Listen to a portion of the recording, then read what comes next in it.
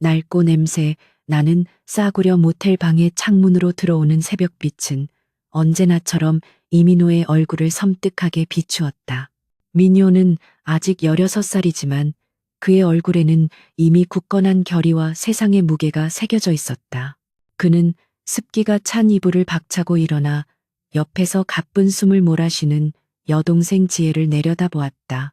지혜의 말은 몸이 침대 위에 너무 작게 누워있는 모습은 민유의 가슴을 짓눌렀다. 소녀의 피부는 이미 건설 현장에서 날아온 먼지와 알 수 없는 독성 물질로 인해 끔찍하게 변색되고 있었다. 바로 옆에 있는 그 거대한 태화 그룹의 재개발 프로젝트가 그들의 삶을 병들게 만든 것이었다. 태화 그룹은 이 지역에서 수십 년 동안 살아온 가난한 사람들을 무자비하게 몰아내고 있었다. 민효는 아무도 없는 이른 아침 차가운 물로 세수를 하며 그의 찢어진 운동화 끈을 단단히 묶었다. 그는 오늘 태화그룹 본사 앞에서 시위를 하거나 고개를 숙이고 돈을 구걸할 생각이 전혀 없었다. 그는 이 잔인한 세상에서 정의를 얻는 유일한 방법은 그들의 힘을 직접 겨냥하는 것뿐임을 오랫동안 깨달았다. 민효는 지혜에게 해열제를 먹이고는 그녀의 이마에 입을 맞추었다. 그의 심장은 북소리처럼 빠르고 강하게 뛰고 있었다. 이제 그는 그의 계획을 실행할 준비가 되었다.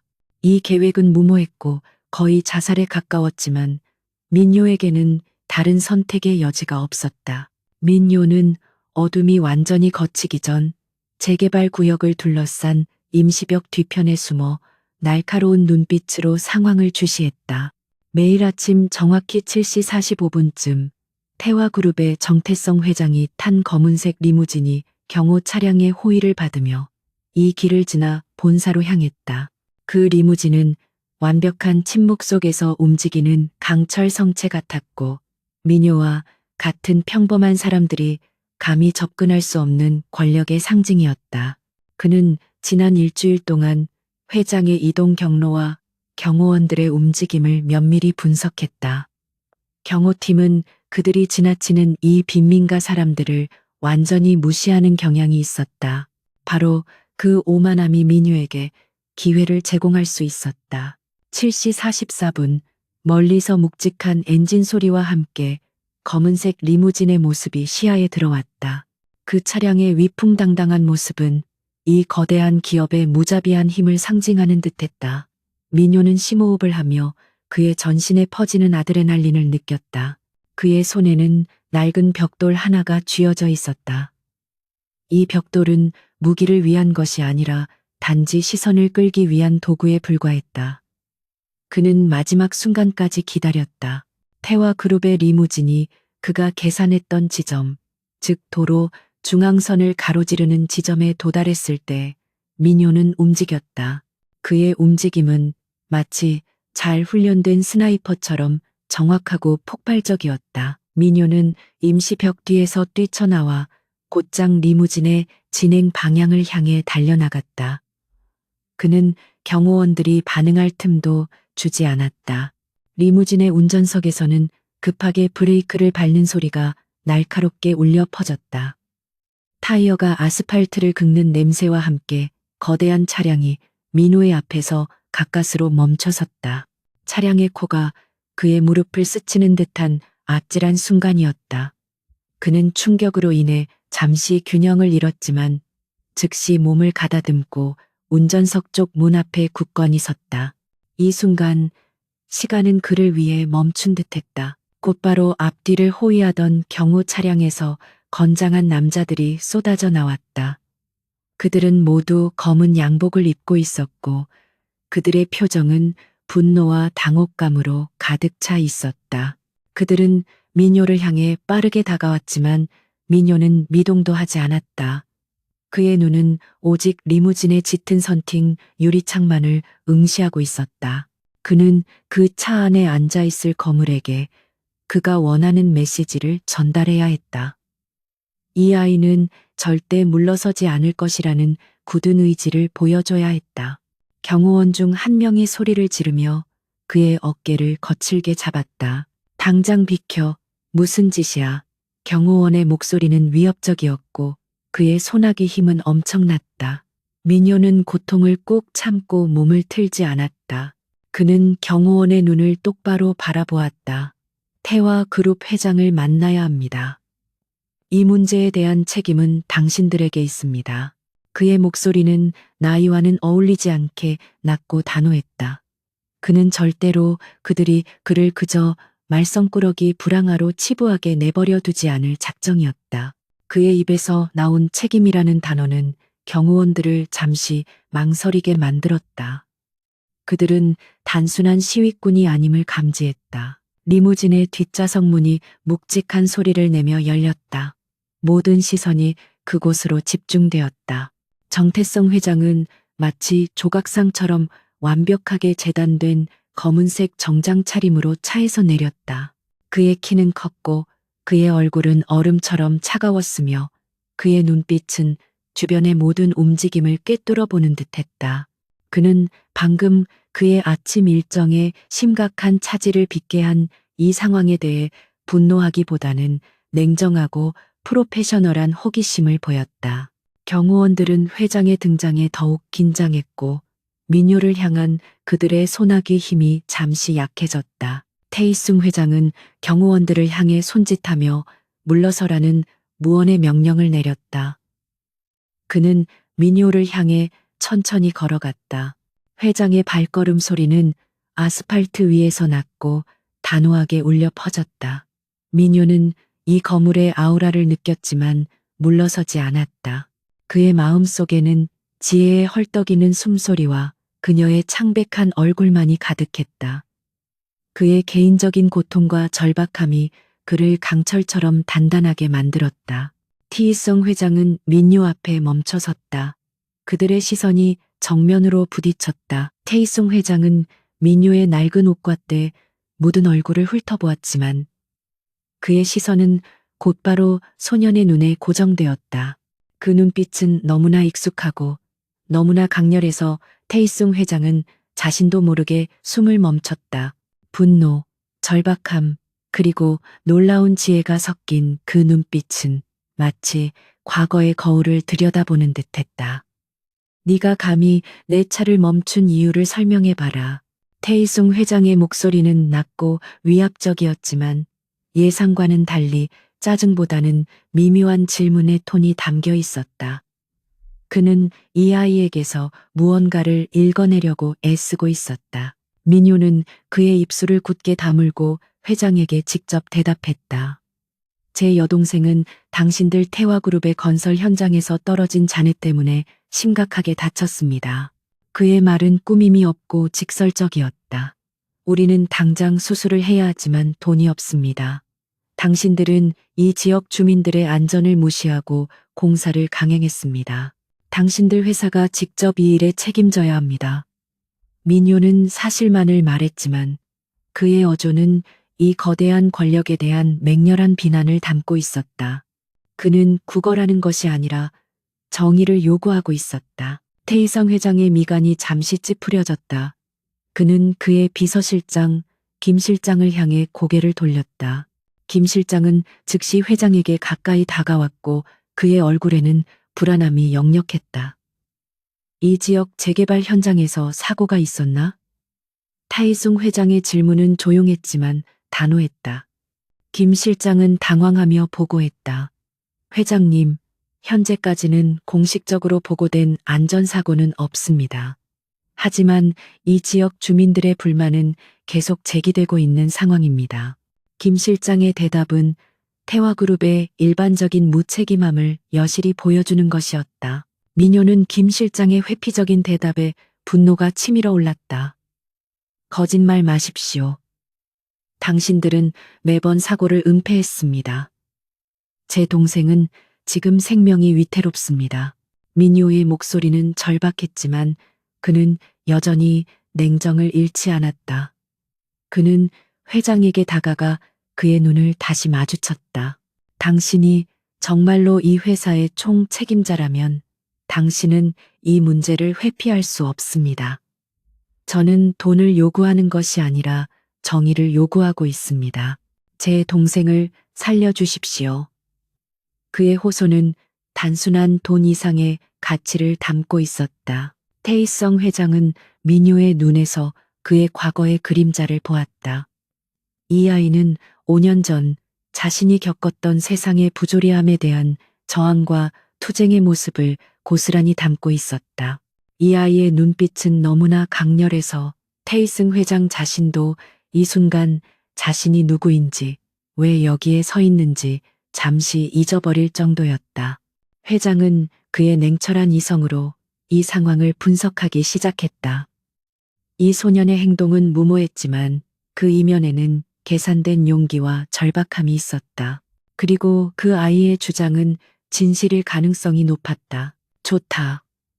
태희성 회장이 마침내 입을 열었다. 그의 목소리는 주변의 소음을 잠재울 만큼 권위가 있었다. 나는 너의 요구를 들었다. 김 비서, 당장 이 아이의 동생이 입원해 있는 병원과 상태를 확인하고 가장 유능한 의료진을 투입해라. 치료 비용은 태화그룹이 전액 부담한다. 그는 단호하게 명령했다. 그리고 이 아이에게도 태화그룹 본사로 올 수 있도록 조치해라. 나는 이 문제를 직접 다루겠다. 그의 결정은 빠르고 예상 밖이었다. 경호원들과 김 실장은 모두 놀랐지만 즉시 회장의 명령에 따랐다. 민효는 타이성 회장의 빠른 결정에 잠시 당황했다. 그는 더 길고 어려운 싸움을 예상했었다. 하지만 그는 즉시 자신의 감정을 정리하고 회장에게 고개를 숙였다. 감사합니다.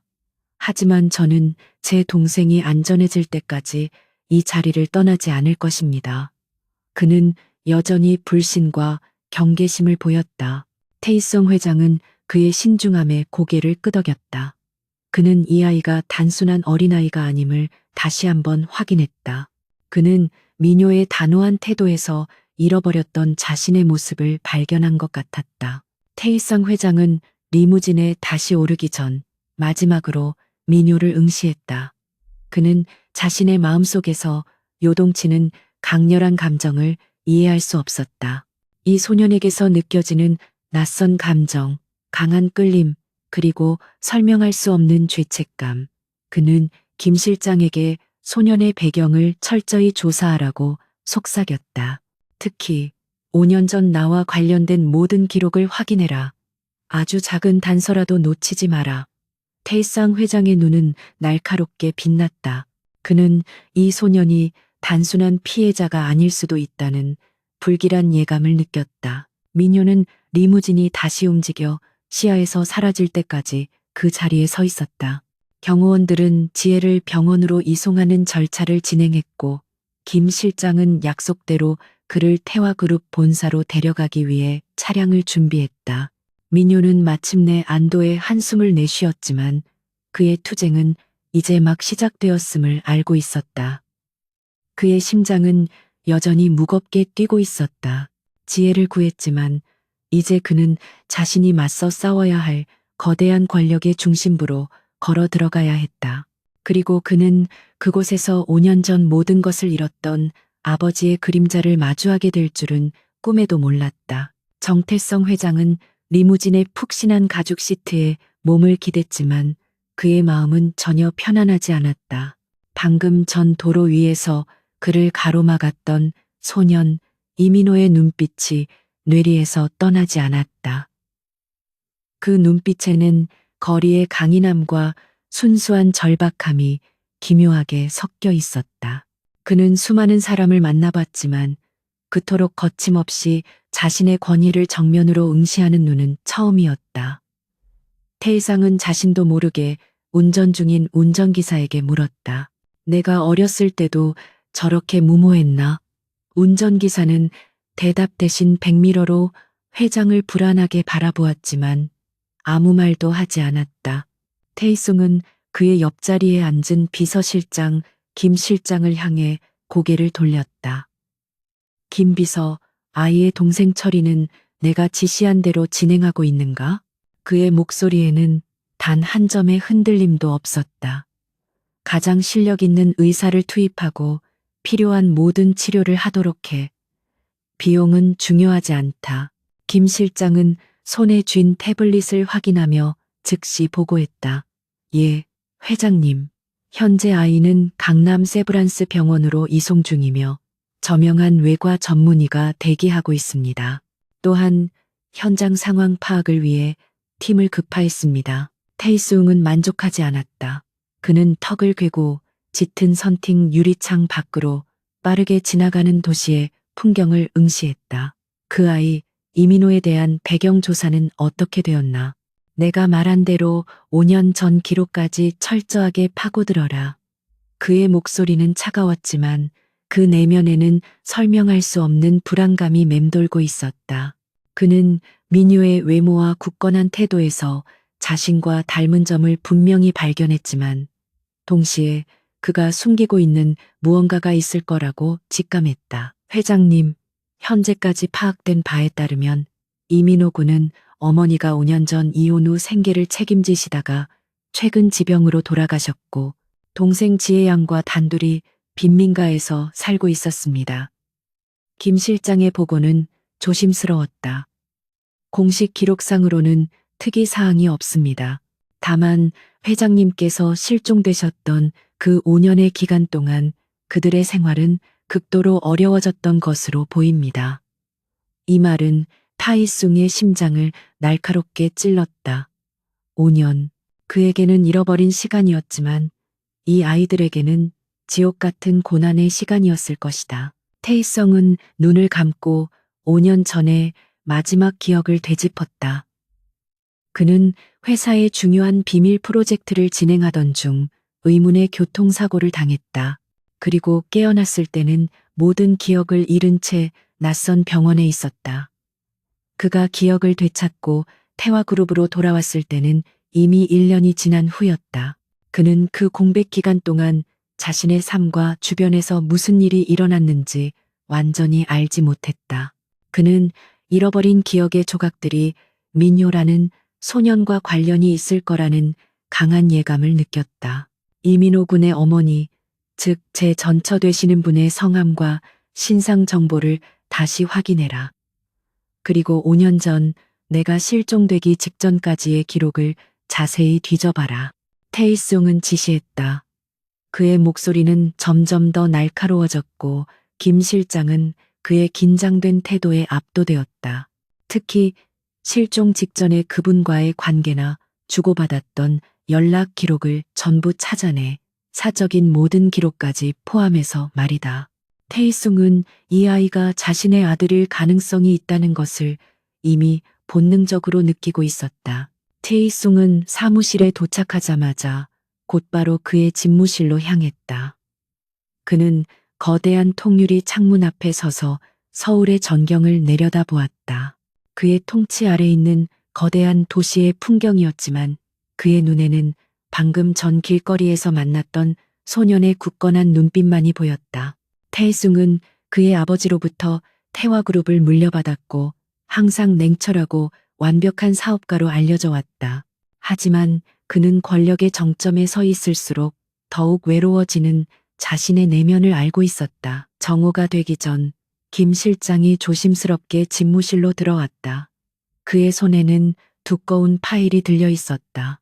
김 실장의 얼굴은 굳어 있었고 그는 이 보고가 회장에게 엄청난 충격을 줄 것임을 알고 있었다. 회장님, 요청하신 대로 이민호 군의 모친 되시는 분의 기록과 5년 전 회장님의 기록을 교차 확인했습니다. 김 실장은 말을 잇지 못하고 잠시 망설였다. 그의 태도는 타이숭의 불안감을 더욱 증폭시켰다. 망설이지 말고 보고해. 태이숭은 차가운 목소리로 재촉했다. 김 실장은 심호흡을 하고는 조심스럽게 파일을 열었다.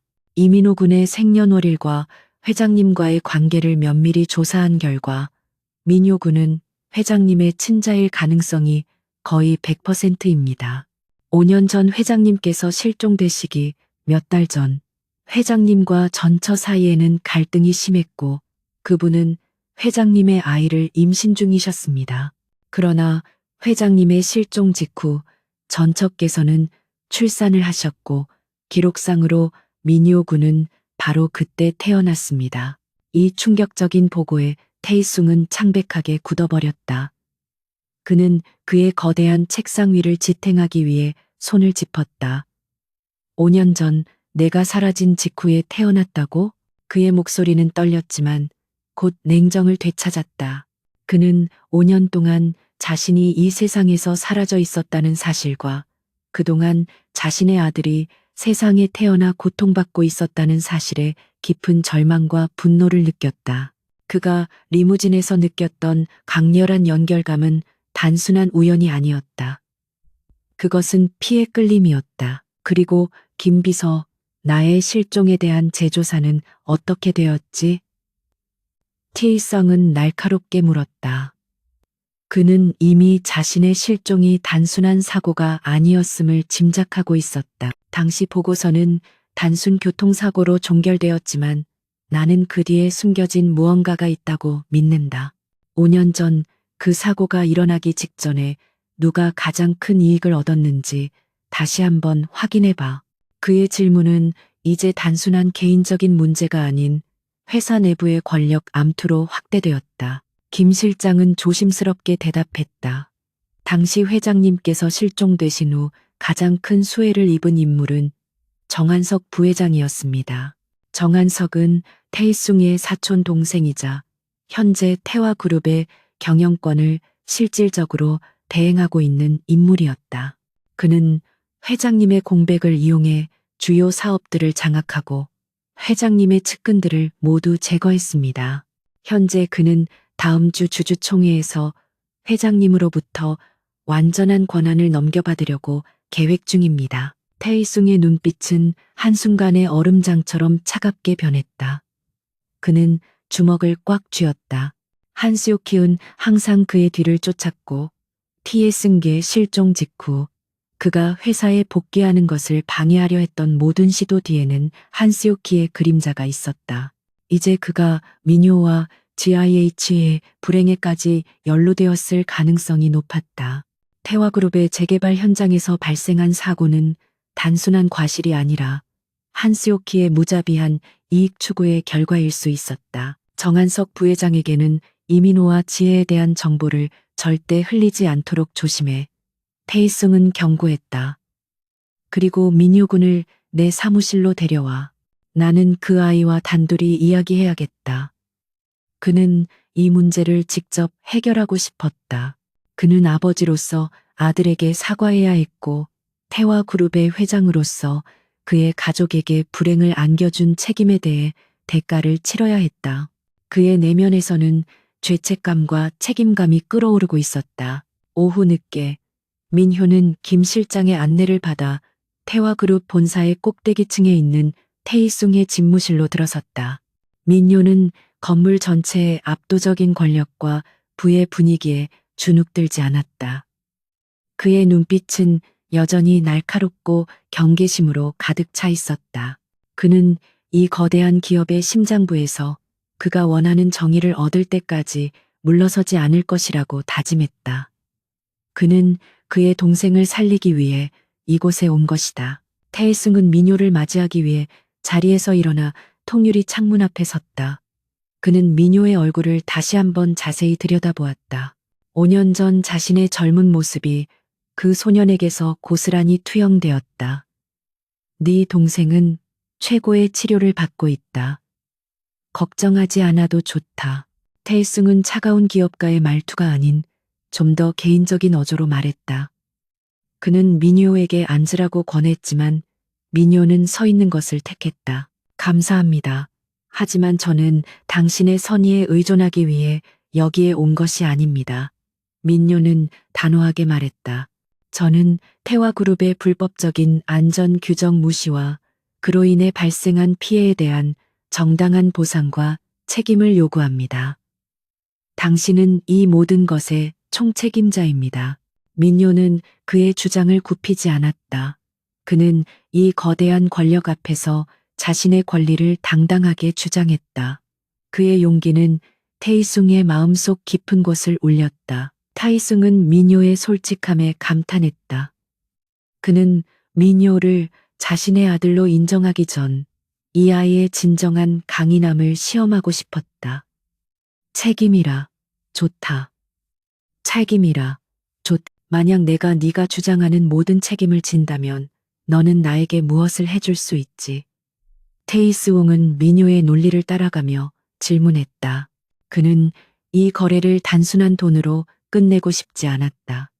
그는 미녀의 뛰어난 지성과 배짱을 그의 복수를 위해 사용하고 싶었다. 미녀는 타이숭의 질문에 잠시 침묵했다. 그는 회장이 단순한 보상 이상의 것을 원하고 있다는 것을 직감했다. 저는 당신이 요구하는 모든 것을 해드릴 수 있습니다.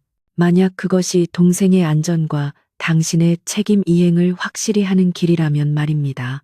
미녀는 대답했다. 저는 당신들처럼 힘은 없지만 거리에서 살아남는 법을 배웠습니다. 저는 보이지 않는 것을 볼 줄 알고 아무도 믿지 못하는 것을 발견할 수 있습니다. 그의 목소리에는 자신감이 넘쳤다. 태이숭은 미소를 지었다. 그것은 냉소적인 미소가 아니라 진심으로 감탄하는 미소였다. 좋다.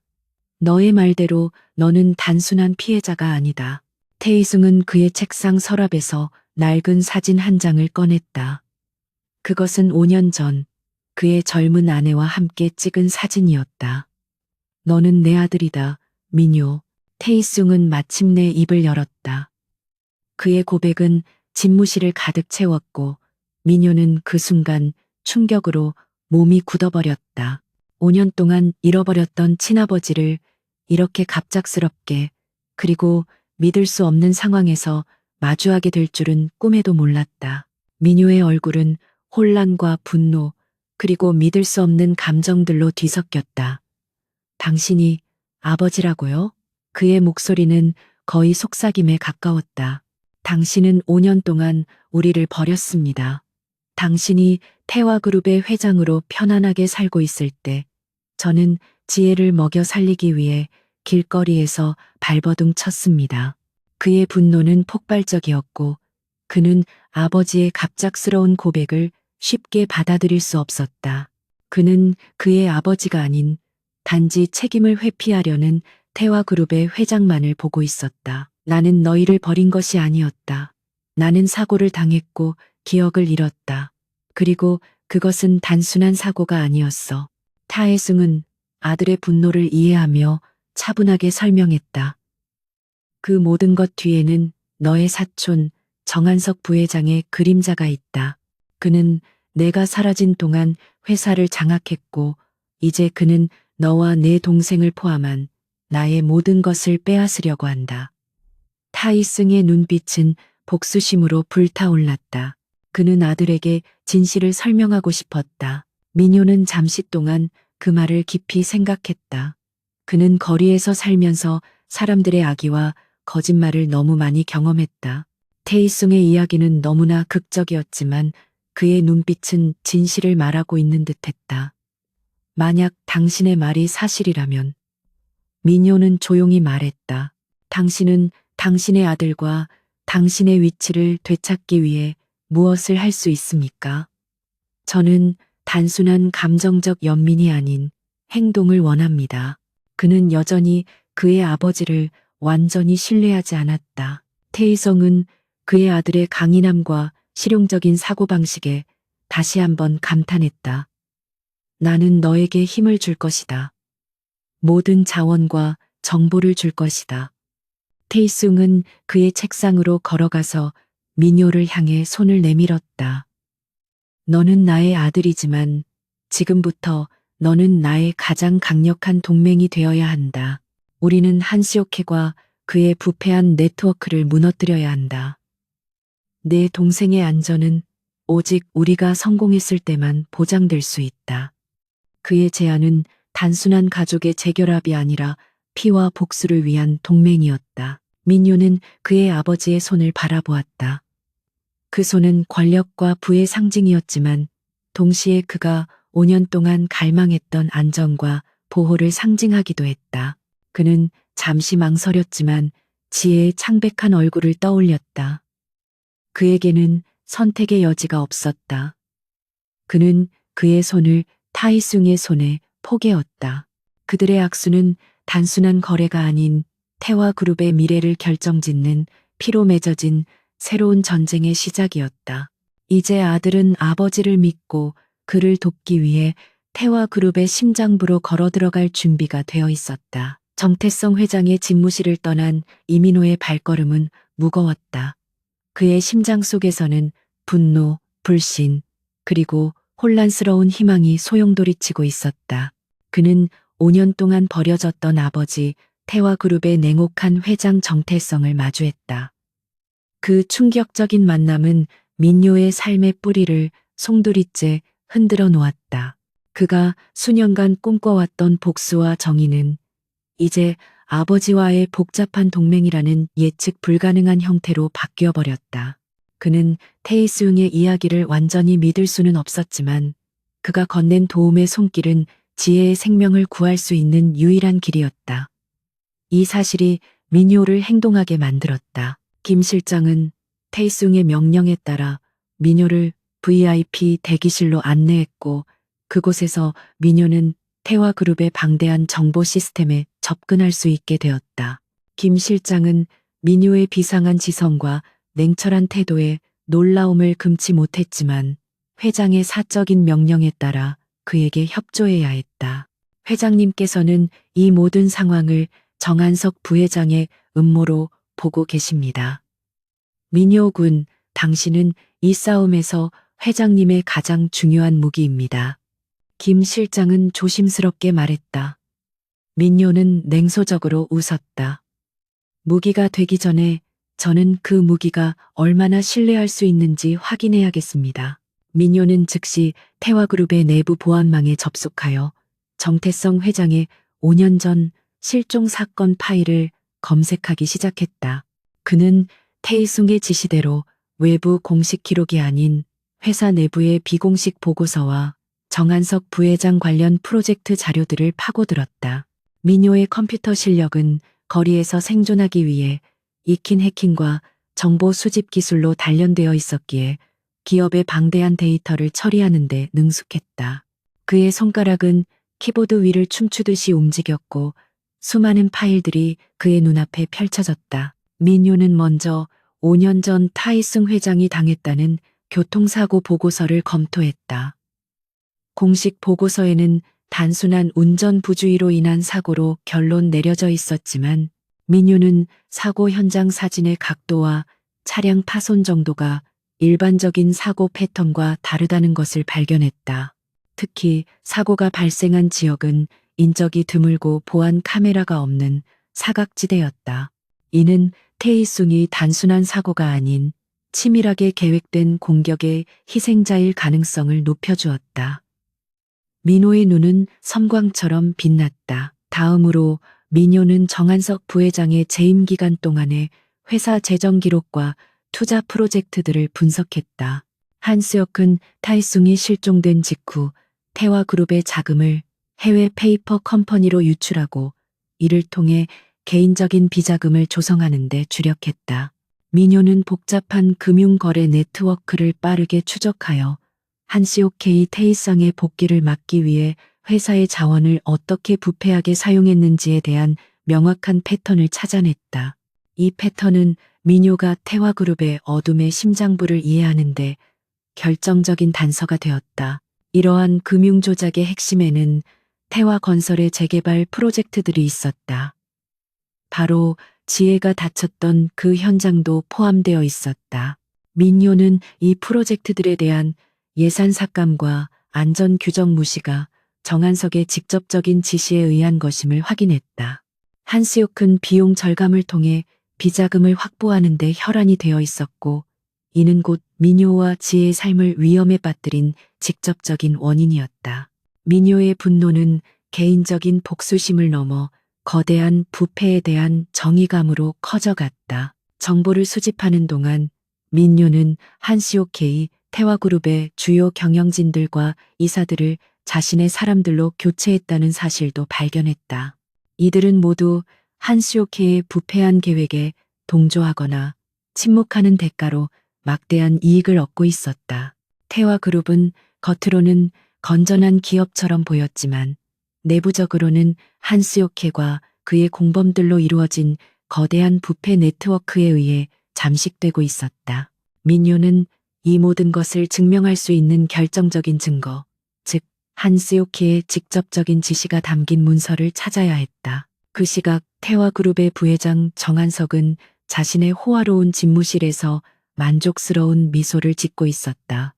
그는 태이숭의 갑작스러운 등장에 잠시 당황했지만 자신의 권력 기반이 너무나 굳건하다고 확신했다. 정 회장이 돌아왔다고 해도 이미 때는 늦었어. 회사의 모든 심장은 내 손에 달려 있어. 한스욕은 그의 비서에게 태이숭의 일정을 철저히 감시하라고 명령했다. 그는 태이숭이 어떤 움직임을 보이더라도 그것을 즉시 무력화시킬 준비가 되어 있었다. 그러나 한스욕은 태이숭이 거리의 아이 이민호를 그의 가장 위험한 무기로 사용할 것이라고는 상상조차 하지 못했다. 그는 민요를 단순한 피해자이자 타이숭의 감정적인 약점으로만 생각했다. 그저 돈 몇 푼 쥐어주고 내쫓으면 끝날 일이야. 한스욕은 민요의 비범한 능력과 테이승의 과거의 진실이 서서히 밝혀지고 있다는 사실을 전혀 눈치채지 못하고 있었다. 그의 오만함은 곧 그 자신의 몰락을 초래할 가장 큰 약점이 될 터였다. 한편 민요는 타이승이 자신의 실종에 대해 주장한 내용이 사실임을 입증하는 또 다른 중요한 단서를 발견했다. 그것은 5년 전 테이숭의 사고 직후 한스요케이 진행했던 비밀 프로젝트에 대한 기록이었다. 이 프로젝트는 태이숭이 납치되어 기억을 잃은 채 감금되었던 외딴 병원에 위장된 소유권 이전과 관련된 내용이었다. 이 기록은 한스요케이 타이숭의 사고에 단순한 공범이 아닌 주도적인 역할을 했다는 강력한 증거가 되었다. 민요의 불신은 점차 확신으로 바뀌어갔다. 민요는 이제 태이숭에 대한 개인적인 분노와 별개로 그와의 동맹이 불가피하며 심지어 필요하다는 것을 깨달았다. 정한석 부회장은 그의 가족을 파괴했을 뿐만 아니라 태화그룹 전체를 부패하게 만들었다. 민요는 자신의 동생을 다치게 하니 악의적인 네트워크를 뿌리 뽑기 위해 타이성의 힘을 이용해야 했다. 그는 개인적인 감정을 잠시 접어두고 냉철한 전략가로 변신했다. 이 싸움은 거리의 생존술과 기업의 권력 암투가 결합된 치열한 전쟁이 될 것이었다. 민요는 김 실장을 호출하여 지금까지 수집한 모든 핵심 증거 목록을 제시했다. 이것은 정한석 부회장의 모든 금융 조작과 태화건설 안전 규정 무시의 증거입니다. 민요는 단호하게 말했다. 하지만 이것만으로는 한스요크를 완전히 무너뜨릴 수 없습니다. 우리는 그가 이 모든 불법 행위를 직접 지시했다는 명확한 지문을 찾아야 합니다. 민요는 그의 아버지에게 기대는 것이 아니라 이 상황을 주도적으로 이끌어 나가고 있었다. 김 실장은 민요의 뛰어난 분석 능력과 정확한 판단력에 깊은 인상을 받았다. 그는 민요가 회장의 단순한 아들이 아닌 회사의 미래를 구할 전략가임을 깨달았다. 김 실장은 민요가 요구한 추가 정보를 제공하기 위해 그의 내부 네트워크를 동원하기로 결정했다. 그는 태이숭에 대한 충성심과 민요의 능력을 결합하여 한스요키를 무너뜨릴 수 있는 유일한 길을 모색했다. 이제 태화그룹의 내부 복수극은 회장의 아들에 의해 주도되고 있었다. 그날 저녁 태이숭은 병원에 입원해 있는 지혜를 몰래 찾아갔다. 그는 침대에 누워있는 가녀린 지혜를 보며 깊은 죄책감과 연민을 느꼈다.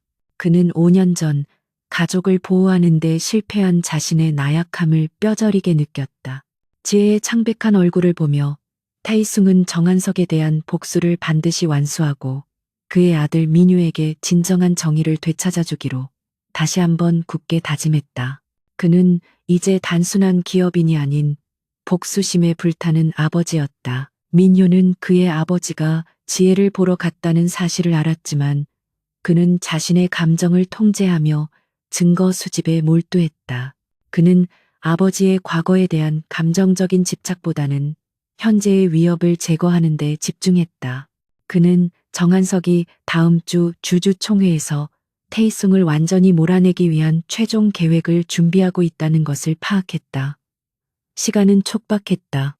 민효는 태화그룹의 가장 민감하고 보안이 철저한 서버에 접근하여 한시오키의 개인 비서가 보관하고 있는 비밀 회계 장부를 찾아내야 했다. 그것만이 모든 것을 끝낼 수 있는 유일한 방법이었다. 정한석 부회장은 자신의 거대한 집무실에서 와인잔을 흔들며 서울 야경을 내려다보았다.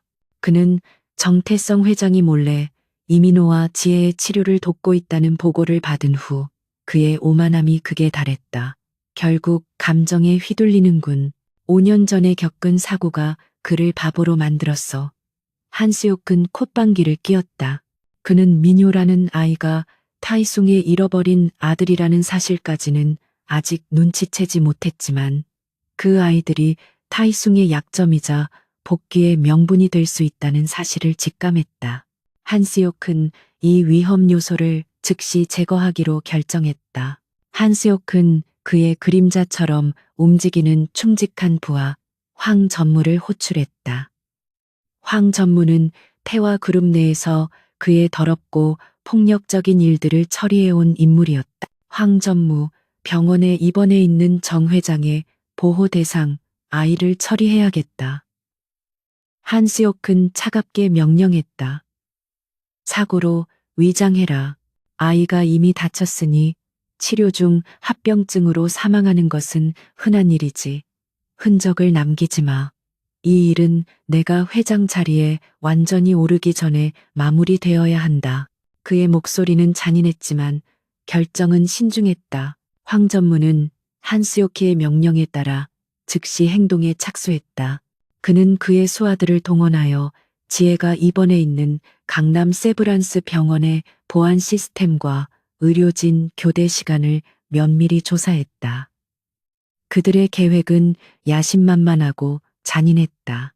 그들은 새벽 늦은 시간 병실에 침입하여 지혜의 생명 유지 장치를 조작하거나 독성 물질을 주입하여 그녀를 조용히 죽음에 이르게 할 생각이었다. 그들의 목적은 단순한 복수가 아니라 정태성 회장의 마지막 남은 희망과 명분을 완전히 꺾는 것이었다. 하지만 이 모든 음모는 이미 정태성과 이민호의 레이더망에 포착되고 있었다. 타이숭은 한시오케이 자신을 약하게 만들 모든 시도를 할 것이라고 예상했고 지혜의 병실에 최고의 경호를 배치했다. 또한 민효는 한시오키의 네트워크에 침투하여 황전무의 수상한 움직임을 감지했다. 민효는 황전무가 병원 관련 인물들과 연락을 주고받는 암호화된 메시지를 해독했고 지혜의 생명을 위협하는 직접적인 음모가 진행되고 있음을 알아냈다. 민효는 즉시 태이성 회장에게 이 사실을 보고했다. 아버지, 황전무가 오늘 밤 지혜에게 위해를 가할 계획입니다. 그들은 단순한 경호원들을 상대할 준비를 하고 있습니다. 민효의 목소리는 긴박했지만 냉철했다. 저는 그들의 침입 경로와 시간을 파악했습니다. 우리가 이들을 완벽하게 막으려면 그들의 오만함을 역이용해야 합니다. 그들이 들어올 문을 굳게 닫고 그들이 생각지 못한 곳에서 그들을 기다려야 합니다. 민효는 그의 거리에서 배운 생존 전략을 기업 전쟁에 적용했다. 티이송은 아들의 냉정한 판단력에 깊은 신뢰를 보냈다. 좋다, 민효. 네가 직접 이 작전을 지휘해라. 병원 내의 모든 경호 인력은 내 지시에 따를 것이다. 하지만 절대로 내 자신을 위험에 빠뜨려서는 안 된다. 태이상은 아버지로서의 염려와 동시에 이 상황을 민효에게 맡기는 것이 가장 효율적인 방법임을 알고 있었다. 이 작전은 민효의 용기와 지략을 시험하는 무대가 될 것이었다. 자정이 가까워지자 민효는 병원 보안팀과 함께 지혜의 병실 주변에서 은밀하게 작전을 준비했다. 그는 경호원들에게 눈에 띄지 않게 복도와 계단에 잠복할 것을 지시했다. 지혜의 병실 문은 외부에서는 잠겨 있었지만 내부에서는 언제든 열 수 있도록 준비되어 있었다. 민효는 황 전무의 부하들이 보아니 취약한 병원에 서쪽 화물 엘리베이터를 이용해 침입할 것이라고 예측했다. 이곳은 그들이 경호를 가장 적게 받을 것이라고 오판할 수 있는 지점이었다. 새벽 2시 황 전무의 수하 5명이 검은색 복면을 쓰고 병원 내부로 침투했다. 그들은 예상대로 서쪽 화물 엘리베이터를 통해 지혜의 병실이 있는 층으로 올라왔다. 그들의 움직임은 조용하고 전문적이었지만 그들의 오만함은 그들의 시야를 좁게 만들었다. 그들은 복도에 순찰하는 경호원이 없다는 사실에 안도했고 지혜의 병실로 곧장 향했다. 그들은 테이숭 회장이 감정에 빠져 경계를 소홀히 했을 것이라고 믿었다. 황 전무의 부하들이 병실 문에 접근했을 때 민효가 예상했던 대로 모든 불이 동시에 꺼졌다.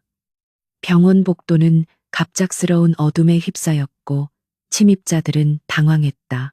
바로 그 순간 복도 구석에서 민효가 이끄는 경호원들이 일제히 움직였다. 그들은 어둠 속에서 완벽하게 적응하며 침입자들을 향해 돌진했다. 민효는 복도 중앙에서 가장 건장해 보이는 침입자 한 명을 향해 달려갔다. 그는 몸을 숙이고 상대를 향해 날카로운 발차기를 날렸다. 민효는 거리에서 싸우는 법을 익혔지만 그의 움직임은 빠르고 정확했다. 그는 침입자들이 당황한 틈을 타 그들의 무릎이나 관절 부위를 집중적으로 공격했다. 그는 복잡한 기술보다는 상대를 무력화시키는 효율적인 방법을 택했다. 민효의 목표는 그들을 완전히 제압하고 정한석이 지혜에게 위해를 가하려 했다는 결정적인 증거를 확보하는 것이었다. 그의 눈빛은 어둠 속에서도 강렬하게 빛났다. 침입자들은 예상치 못한 강력한 저항에 당황했다.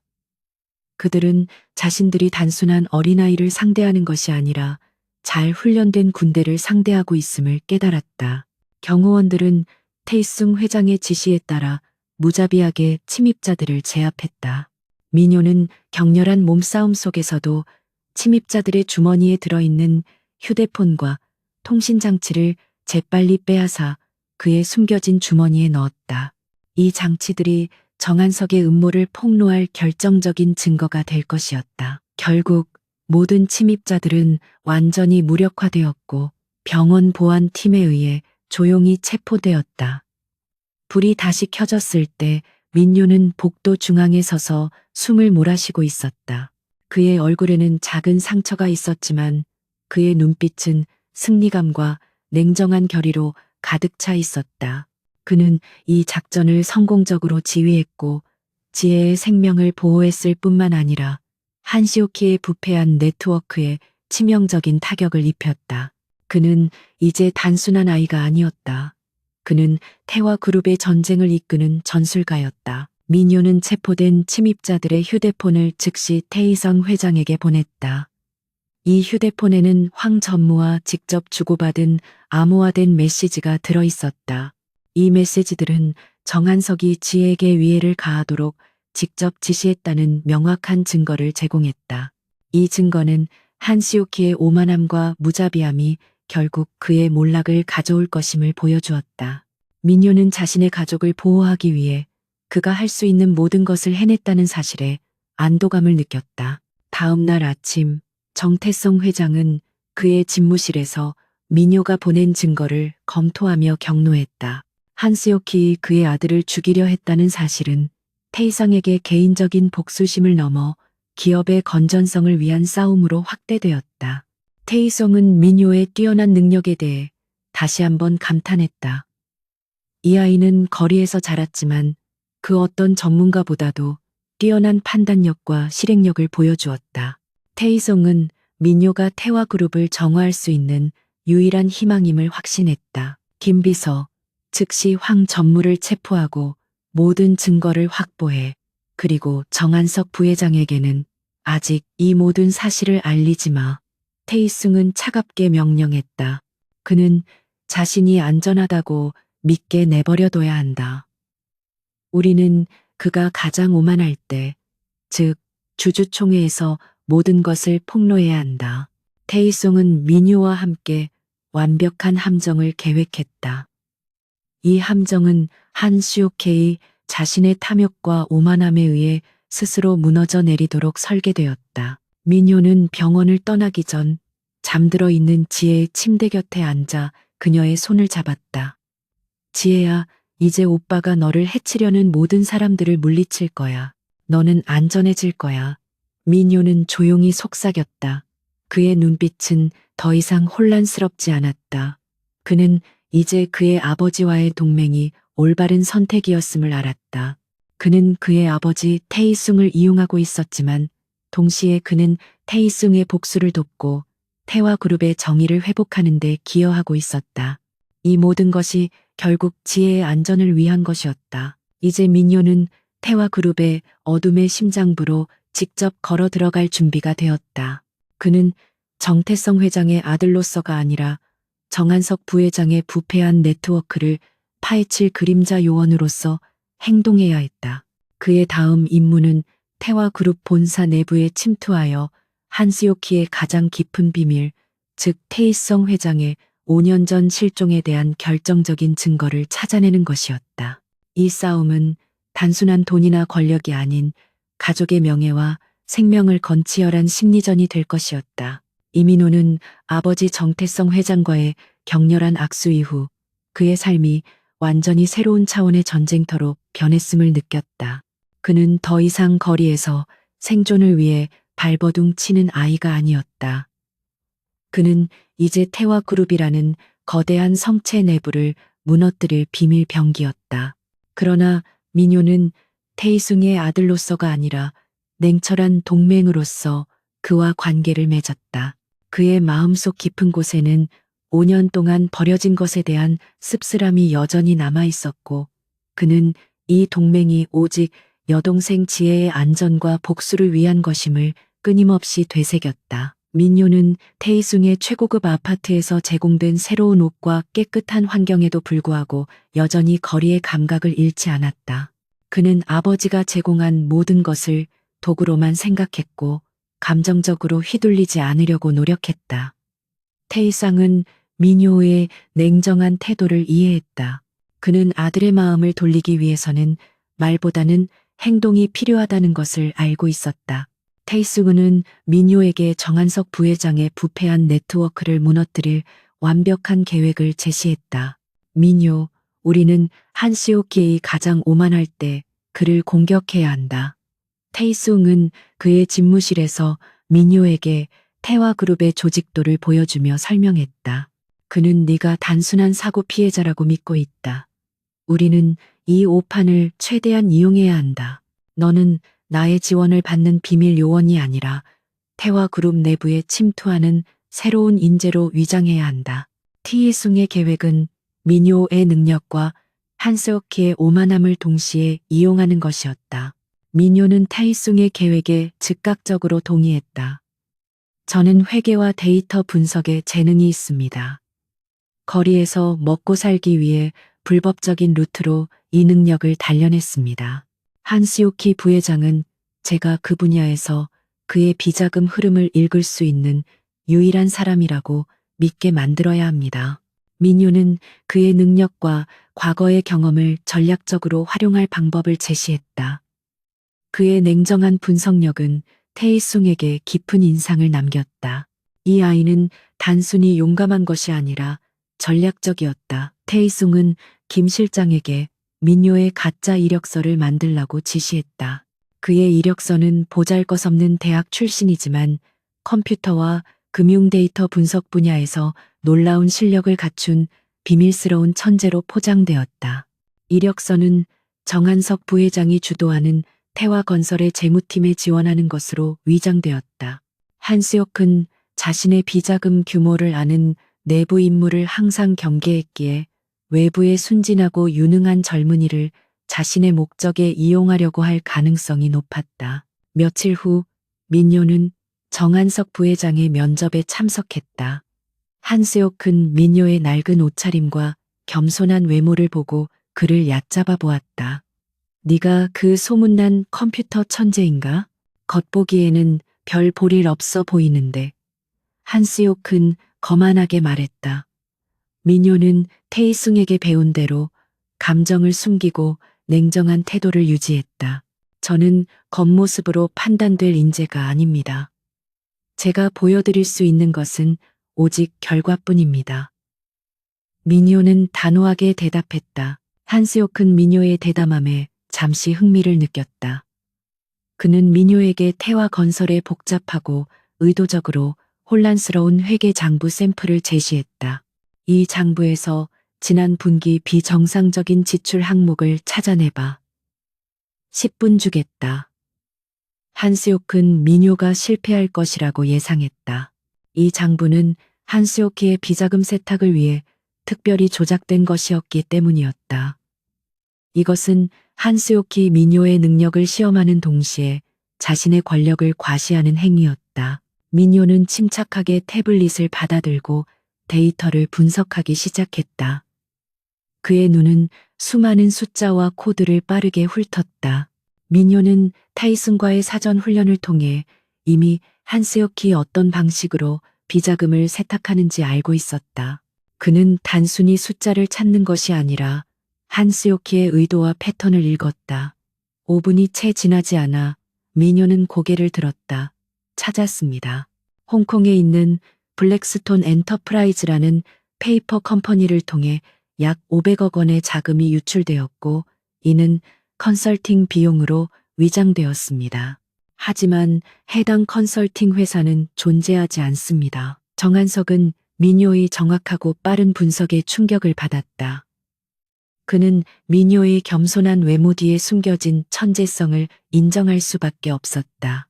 한스요크는 이 아이를 자신의 편으로 끌어들여 태이상의 측근들을 감시하고 자신의 부패한 계획을 더욱 강화하는 데 이용하기로 결심했다. 훌륭하다. 네 실력은 인정하겠다. 한스요크는 미소를 지었지만 그 미소는 차갑고 약탈적이었다. 너는 오늘부터 태화 건설 재무팀의 특별 계약직으로 일하게 될 것이다. 너의 임무는 나에게만 보고하는 것이다. 민요는 태화 그룹의 본사에 성공적으로 침투했다. 그는 태일승의 지시에 따라 한스요키의 사무실과 그의 비서가 사용하는 서버에 접근할 수 있는 방법을 모색하기 시작했다. 민요는 자신의 업무를 완벽하게 수행하는 동시에 태화 그룹 내부의 보안 시스템과 직원들의 움직임을 면밀히 관찰했다. 그는 누구에게도 믿음을 주지 않았고 단지 그의 능력만을 보여주었다.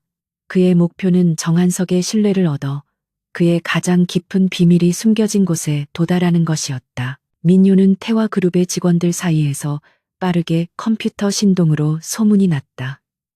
하지만 대부분의 직원들은 그의 겸손한 배경 때문에 그를 무시하고 얕잡아 보았다. 그들은 민요가 단지 한스요키의 개인적인 목적을 위해 이용되는 도구라고 생각했다. 그들의 오만함과 무관심은 민요에게 그의 임무를 수행할 수 있는 완벽한 위장막을 제공했다.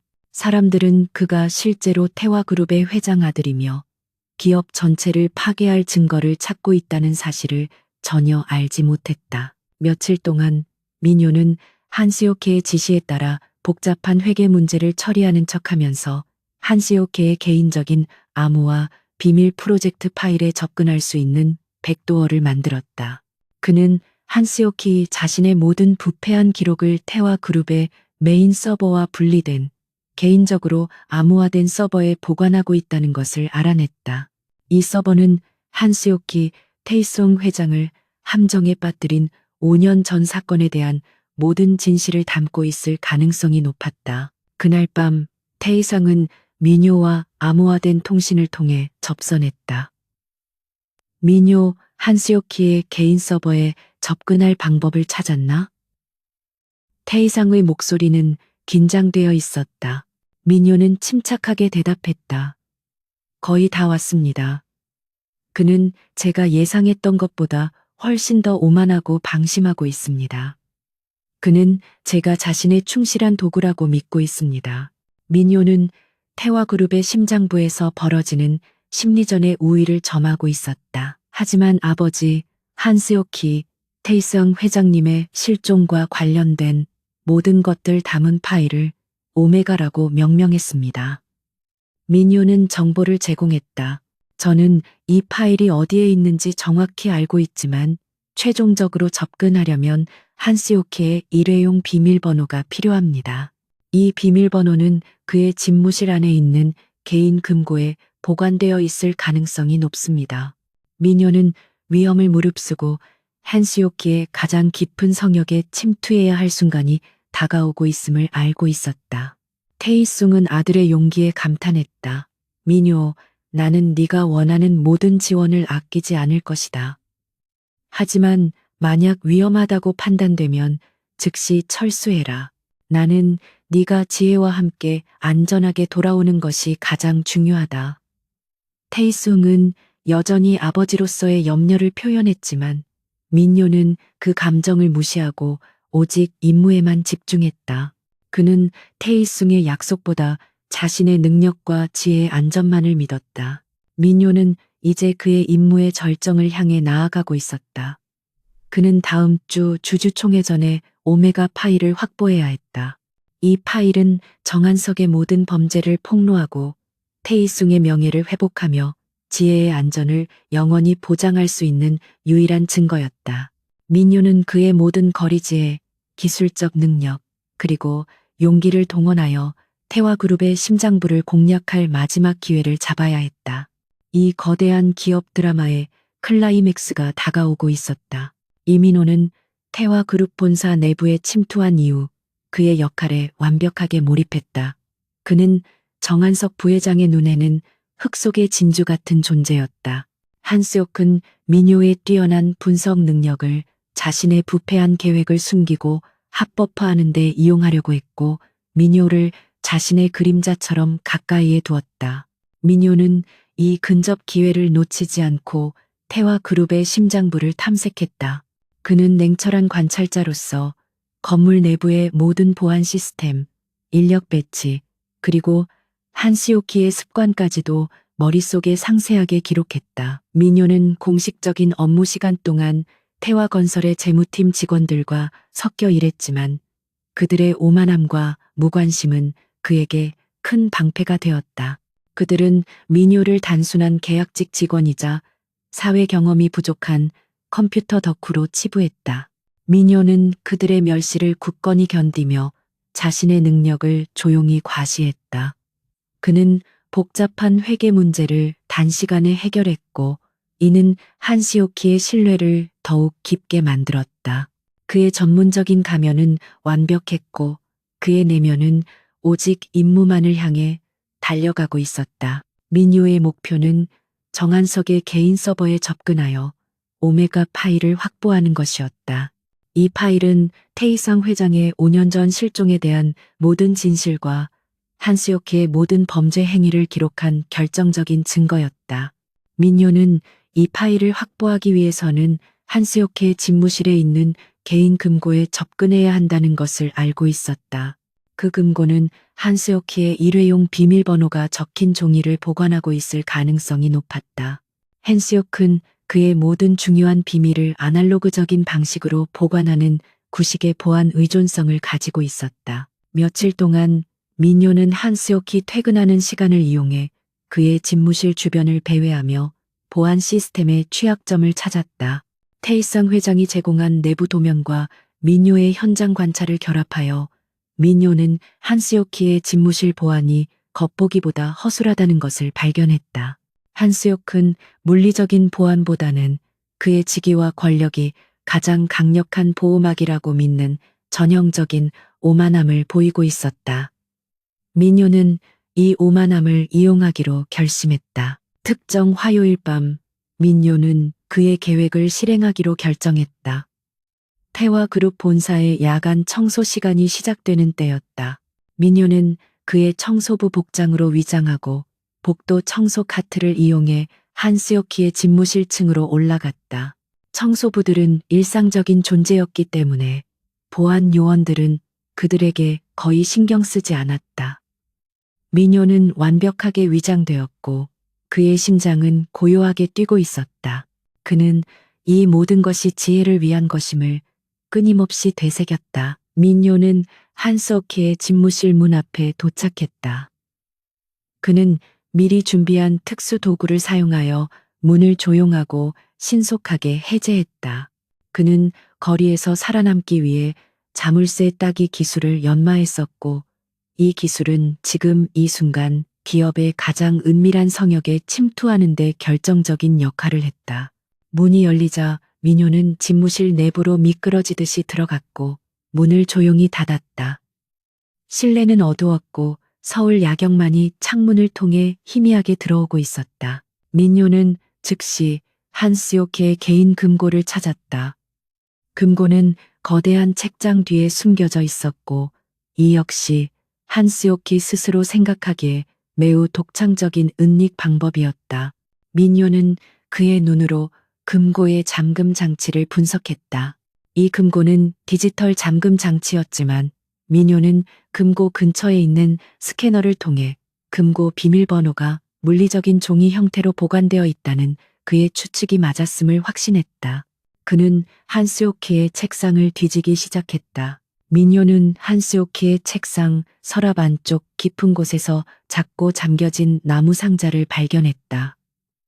그는 다시 한번 그의 특수 도구를 사용하여 상자를 열었다. 그 안에는 한 장의 작은 종이가 들어 있었다. 종이 위에는 오늘 날짜와 함께 6자리 숫자가 적혀 있었다. 민효는 그 숫자가 한스요키 매일 바꾸는 일회용 비밀번호임을 즉시 파악했다. 그는 이 비밀번호가 오메가 파일이 있는 개인 서버에 접근하는데도 사용될 것이라고 확신했다. 민효는 금고 앞으로 돌아가 비밀번호를 입력했다. 금고가 부드러운 소리를 내며 열렸다. 금고 안에는 수많은 서류들과 함께 개인 서버에 연결하는 작은 USB 드라이브가 들어 있었다. 민효는 그것이 바로 그가 찾던 오메가 파일이 들어있는 서버의 물리적 키임을 알았다. 그는 USB 드라이브를 조심스럽게 꺼내고 그의 숨겨진 포켓에 넣었다. 그는 잠시 망설였다. 한스요키의 집무실에는 더 많은 중요한 정보들이 있을 수 있었다. 민효는 타일숭 회장과의 약속대로 오메가 파일 외의 다른 문서는 건드리지 않기로 했다. 이 임무의 목표는 명확했고 추가적인 위험을 감수할 필요는 없었다. 그는 금고를 다시 닫고 집무실을 떠나기 전에 들어왔을 때와 똑같이 모든 흔적을 완벽하게 지웠다. 그의 움직임은 신속하고 효율적이었으며 마치 그림자처럼 조용했다. 그는 아무도 그의 침투를 알아채지 못하도록 만반의 준비를 했다. 민효는 청소 카트를 밀고 다시 엘리베이터를 탔다. 그의 심장 박동은 통제되었지만 그의 손에 쥐어진 USB 드라이브는 뜨겁게 느껴졌다. 그것은 단순한 저장 장치가 아니라 태화 그룹의 미래, 테이송의 복수, 그리고 지혜의 안전을 보장할 수 있는 열쇠였다. 그는 성공적으로 임무를 완수했고 이제 남은 것은 테이상 회장에게 이 결정적인 증거를 전달하는 것뿐이었다. 민효는 건물 밖으로 나와 미리 약속된 장소로 향했다. 그곳에서 테이상 회장의 측근인 김 실장이 민효를 기다리고 있었다. 민효는 USB 드라이브를 김 실장에게 건네주었고 김 실장은 그 드라이브를 보고 안도의 한숨을 내쉬었다. 민효 군, 당신은 정말 대단합니다. 회장님께서 당신에게 깊이 감사하고 계십니다. 이제 정한석의 몰락은 시간 문제입니다. 김 실장의 목소리에는 진심 어린 존경심이 담겨 있었다. 민효는 김 실장에게서 테이승 회장의 메시지를 받았다. 테이승 회장님께서는 이 파일을 검토한 후 다음 주 주주총회에서 정한석 부회장에게 치명적인 일격을 가할 계획이십니다. 당신은 회장님의 오른팔로서 마지막 순간에 결정적인 역할을 하게 될 것입니다. 민효는 고개를 끄덕였다. 그는 자신의 역할이 아직 끝나지 않았음을 알고 있었다. 그의 임무는 파일을 확보하는 것뿐만 아니라 정한석이 완전히 무너지는 것을 눈으로 확인하는 것이었다. 그날 밤 타이송 회장은 그의 집무실에서 민요가 가져온 오메가 파일을 검토하며 충격에 휩싸였다. 파일에는 정한석 부회장이 5년 전 타이숭의 사고를 고의로 조작했으며 기억 상실 상태인 태이숭을 외딴 병원에 감금하고 기업을 장악했다는 명확하고 부인할 수 없는 증거들이 담겨 있었다. 태이숭의 실종은 단순한 사고가 아닌 한석의 계획적인 반역 행위였다. 태이숭의 분노는 극에 달했지만 그는 이 모든 것을 냉철하게 복수의 무기로 사용하기로 결심했다. 민유는 이제 그의 아버지 타이숭을 완전히 믿을 수 있었다. 타이숭은 그들을 버린 것이 아니라 한스오키의 악의적인 음모의 희생자였다. 민요의 마음속에 남아있던 5년의 분노와 배신감은 점차 사라지고 아버지에 대한 연민과 존경심으로 바뀌어 갔다. 그는 태이숭이 단순한 냉혹한 기업가가 아닌 부패에 맞서 싸우는 강인한 아버지임을 깨달았다. 이제 두 사람은 진정한 가족이자 동맹으로서 정한석 부회장의 마지막을 준비하고 있었다. 이민호가 획득한 오메가 파일은 태화그룹의 심장부를 강타할 강력한 폭탄이었다. 파일에 담긴 내용은 정한석 부회장의 5년 동안의 모든 비리와 음모를 명확하게 드러냈다. 정태성 회장은 그의 집무실에서 파일을 검토하며 깊은 분노와 동시에 확신을 느꼈다. 이 증거는 한스요키의 재정 조작, 안전 규정 무시, 그리고 가장 중요한 태이승의 실종에 대한 직접적인 증거들을 담고 있었다. 민요가 거리에서 배운 기술과 용기를 통해 이 모든 것을 찾아낸 것이다. 태이승은 오메가 파일 중 특히 자신의 5년 전 실종에 관한 부분에 집중했다. 파일에는 한스요키 고용한 사설 탐정의 보고서와 의료 기록이 포함되어 있었다. 이 기록들은 한스요키 타이쌍의 교통사고를 조작하고 기억 상실 상태인 태이송을 외딴 요양원에 감금하기 위해 태화그룹의 비자금을 어떻게 사용했는지에 대한 상세한 내용을 담고 있었다. 이 모든 것은 태이송이 회사를 완전히 떠나도록 만들기 위한 치밀한 계획이었다. 민요는 태이송의 집무실에서 아버지와 함께 증거들을 검토하며 5년 동안 그의 마음을 짓눌렀던 의문점들이 해소되는 것을 느꼈다. 그는 태이성이 자신과 지혜를 버린 것이 아니었음을 비로소 완전히 이해했다. 그의 아버지는 희생자였고 자신의 가족을 해칠 수 없는 상태에 놓여 있었다. 이 사실은 민요의 오랜 분노를 연민과 이해로 바꾸어 놓았다. 그는 이제 그의 아버지와 진정한 동맹이 되었음을 느꼈다. 지혜가 다쳤던 태화건설의 재개발 현장 사고도 한스요키의 무자비한 이익 추구 때문이었군요. 민요는 파일을 보며 말했다. 그는 비용 절감을 위해 안전 규정을 의도적으로 무시했고 우리의 삶을 위협했습니다. 그는 단순히 권력을 탐하는 것이 아니라 무고한 사람들의 생명을 경시했습니다. 민요의 목소리에는 정의에 대한 강한 열망이 담겨 있었다. 이 모든 싸움은 이제 단순한 가족의 문제가 아니었다. 태이숭은 아들의 손을 잡으며 말했다. 민요, 나는 너와 지혜에게 아버지로서 엄청난 빚을 졌다. 하지만 너는 나에게 돌아올 수 있는 기회를 주었다. 내 용기와 지혜 덕분에 우리는 한스요키의 모든 악행을 폭로할 수 있게 되었다. 태이숭의 눈빛에는 감사의 마음과 함께 아들을 잃어버렸던 시간에 대한 깊은 후회가 담겨 있었다. 그는 이제 아버지로서 그리고 회장으로서 정한석을 반드시 심판대에 세워야 했다. 민유는 태이승에게 정한석이 다음 주 주주총회에서 태이승을 최종적으로 몰아내기 위한 투표를 진행할 계획임을 보고했다.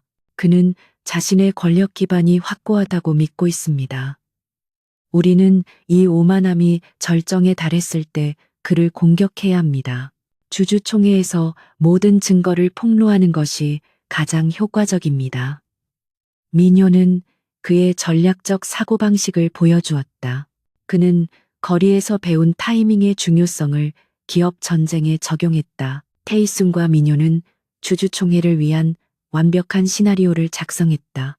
그들은 오메가 파일의 내용을 단계적으로 공개하고 정한석 부회장의 모든 반박을 무력화시킬 증거들을 배열했다.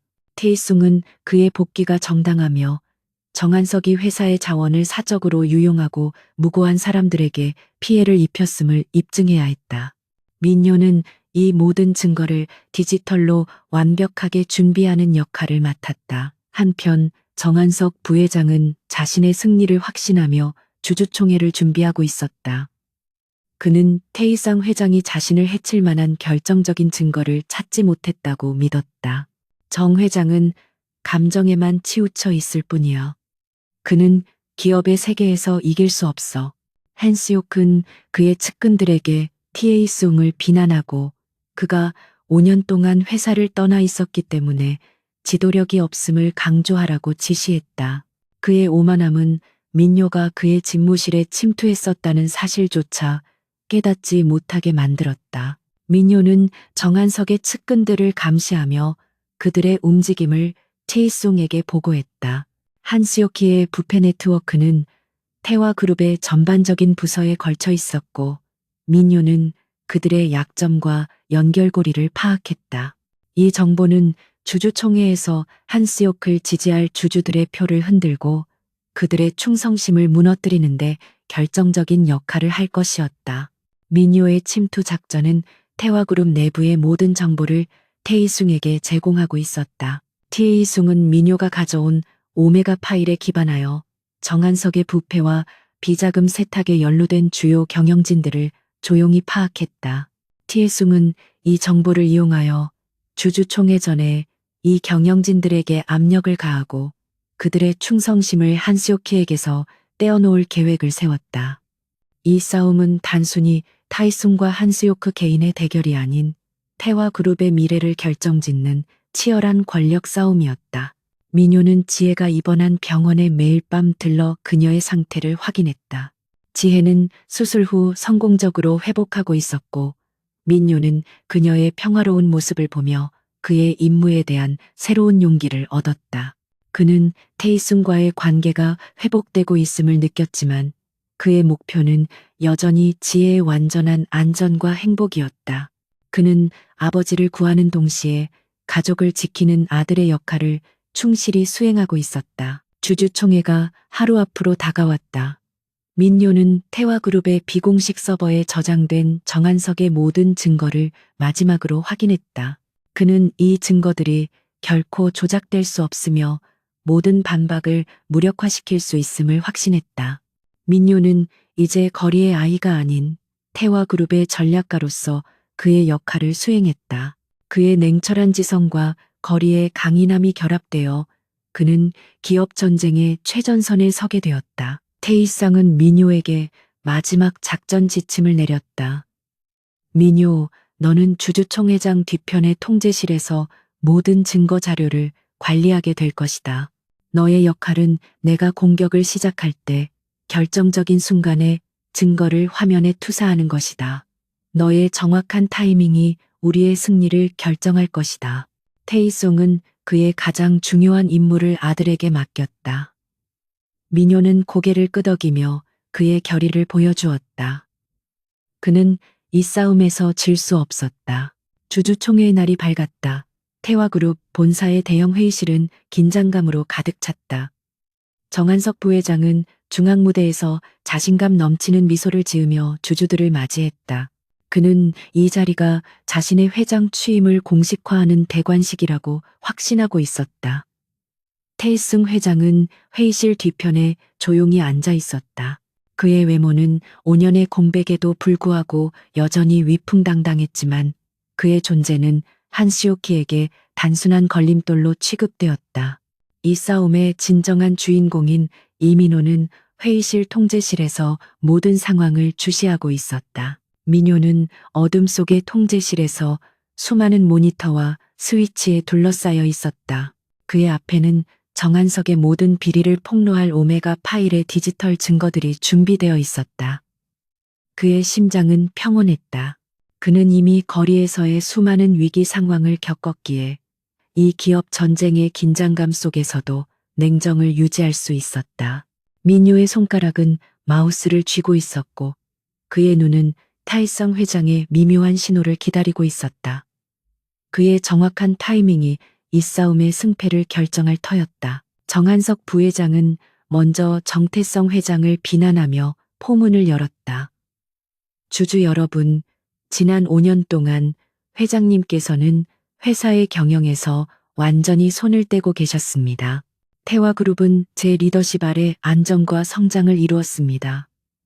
한시오큰 능숙한 언변으로 자신의 공로를 과시하고 태이성의 복귀가 회사의 안정성을 해칠 것이라고 주장했다. 그의 연설은 오만함과 기만으로 가득 차 있었고 그의 측근들은 박수로 화답하며 그를 지지했다. 마침내 타이숭 회장이 자리에서 일어났다. 회의실 전체의 분위기가 순식간에 얼어붙었다. 타이숭은 냉철하고 권위 있는 목소리로 말했다. 정한석 부회장의 노고에 감사합니다. 하지만 그가 말하지 않은 진실이 있습니다. 태이성은 회의실 중앙으로 걸어 나왔고 그의 눈빛은 한스요크를 정면으로 응시했다. 저는 단순히 회사를 떠나 있었던 것이 아닙니다. 저는 정한석 부회장이 주도한 치밀한 음모의 희생자였습니다. 그는 저를 제거하고 태화그룹을 강탈하려고 했습니다. 태이승의 폭로는 회의실을 충격에 빠뜨렸다. 정한석은 당황했지만 이내 냉소를 지으며 반박했다. 회장님, 이는 근거 없는 비난입니다. 당신의 5년 공백에 대한 변명에 불과합니다. 회사를 떠나 계셨던 동안 기억에 문제가 생기신 건 아닌지 걱정됩니다. 한스옥은 테이숭을 정신적으로 불안정한 사람으로 몰아세우려 했고 그의 측근들은 야유를 보내기 시작했다. 한스옥은 자신이 모든 증거를 완전히 제거했다고 믿고 있었다. 바로 이때 테이숭은 통제실을 향해 작고 미묘한 신호를 보냈다. 민요는 이 신호를 놓치지 않았다. 그의 손가락이 마우스를 클릭했고 회의실 정면의 대형 스크린이 갑자기 정한석의 얼굴에서 어두운 배경으로 바뀌었다. 민요는 테이숭이 예상했던 반박을 무력화시켜 오메가 파일의 첫 번째 부분을 화면에 띄웠다.